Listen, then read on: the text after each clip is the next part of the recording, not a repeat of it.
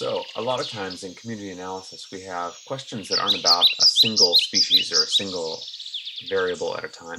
And instead, our question can be about a whole host of variables or a whole host of species all at once. You remember back at the beginning of the quarter, we had this experiment, um, or we had this data set that was I just called a lawn experiment. It's in my front yard. We just went out and didn't mow certain patches, left some patches unmowed, and we had two sites. We had a dry site and a wet site. We were just curious the number of species that would appear over the course of the growing season.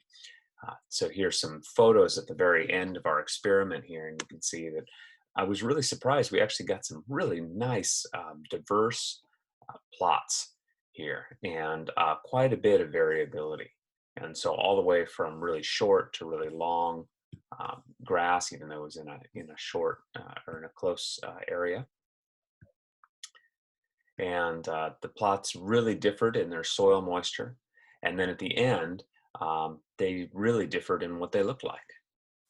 So I can't capture the variability that I'm seeing here in a single measurement. I have really dry sites, really wet sites, really lush sites, sites that are really biodiverse. And the variation there, I can't capture in a single metric.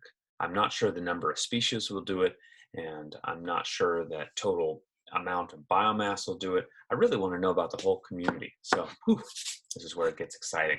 So we're going to dive in and do some community analysis of the lawn experiment. So I've gone ahead and entered my data this way. If you want to do this type of analysis, the first step is to get your data organized correctly. So I entered my data this way, where the yellow indicates environmental variables or predictor variables, and the green represents my community data. The name of the species is at the top of the screen for the green here, or at the top of the column for the green here, as are the names of the environmental variables. So each of these four-letter codes is one species, and then you'll notice I just have numbers below, no text, so that I'm ready to run it. So everything in here has to be a number in order to run it, unless it's a variable like site type here, which can be set up as letters, but they have to be consistent. Not letters or words, but they have to be consistent. So the same word for the same site type. Then I cut this up. So on my Excel sheet, I saved it this way. But then when I'm getting ready to run it, I actually am going to save this as two separate files. So I have an environmental file and I have a community file. So the environmental file has everything that I'm predicting impacts my community, all in one, including the plot ID in this case. And the COM file in this case just contains my community data. In the labs that I give, I frequently start this off with a column that just has the plot number. I haven't done that here. I've just left it as a community file, and then we'll go through and analyze it that way all at once. So once I've done that, I can save those as CSV files, and then I can import them into RStudio. All right, here we are in RStudio. I'm going to expand this, and I've gone ahead in RStudio and I've already imported my COM data and my environmental data. And so there are those two files. The first thing I ask you to do is go ahead and rename your COM data file COM. And this is just a nice thing to get ready to do so that you have a nice short word or nice short code for all of your community data. And you can do the same thing with your environmental data. So writing it out like this, COM, and then the reverse arrow with COM data, which is the name of the actual data sheet, just makes it a lot easier so that when I type COM now, I get my community data back in the main screen. For those of you who are new to R, it's going to continually prompt you with a little caret, and C-A-R-E-T, caret. And that caret is where you're going to put your commands.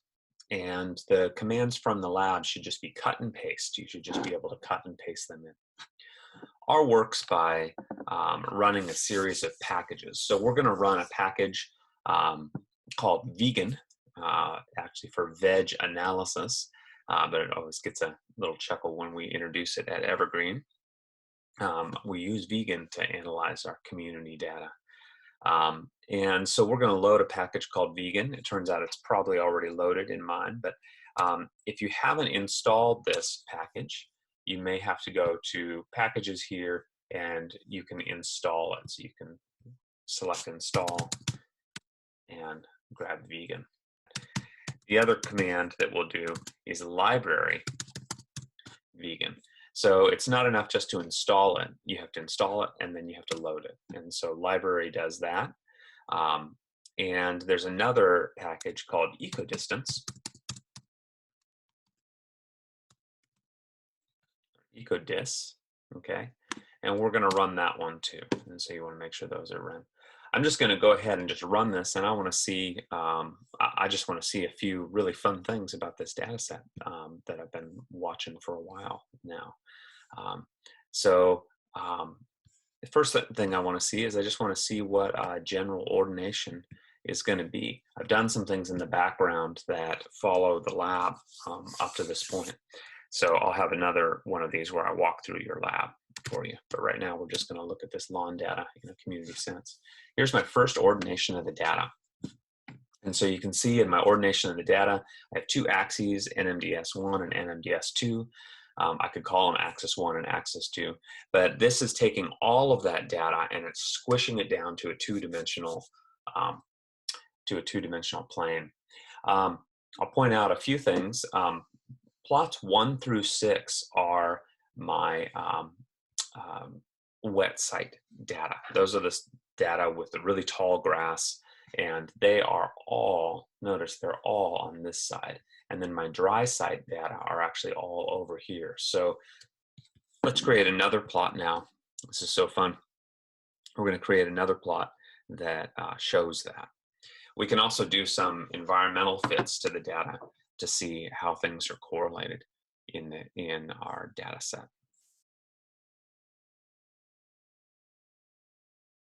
Here we go.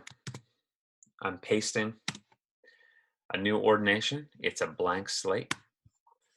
There's my blue dots. There's my red dots. So fun. So they're showing up really, really different. I can actually put some confidence intervals around those too, which is super fun to do.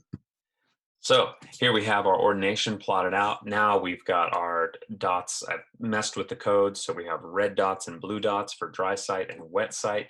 Super fun to see what's happening there. Now we can do just a little bit of analysis to see how variable this is. So let's start by doing a what's called a permanova. Let's see if we have a significant difference between our site types.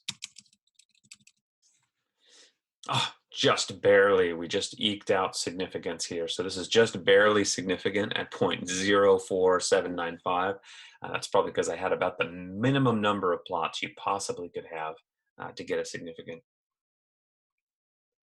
permanova here. This next code, I get to dive in and start looking at correlations with the data. So now I want to see, okay, you know, how is this data correlated with any given factor? The confidence intervals and the different colors I have here are equivalent to what we do in an ANOVA, where we might compare two groups. Well, now let's see if there's anything that's correlated with the separation in those plots. When I type ENV and $, I get a list of all these factors, and I can choose a continuous variable that I want to use. So I'm going to try moisture. Let's throw in another one. Okay, I just threw in a whole bunch of these. So I've got moisture, I've got height, I've got total veg cover. Let's see who's correlated with who. Here's a list of my correlations. Now let's go ahead and plot those.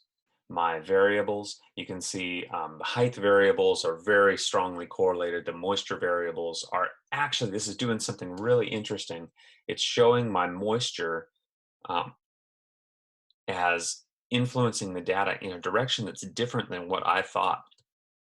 It's pulling the data, the moisture amount is pulling the data essentially up and down, or from the northeast corner to the southwest corner. But the separation between my two plots is actually going the other direction, which is not what I expected. So this suggests to me that it's something other than moisture actually that's driving the community difference between my two plots, which is something I wouldn't have expected. I thought that moisture was going to be the single variable that was driving it. So this suggests to me there's a difference between my dry site and my moist site plots in their community, but moisture is actually driving the community in a very different direction. And so if I just went with soil moisture as the explanatory variable, that might not be the only thing. There's something else that's driving differences in height.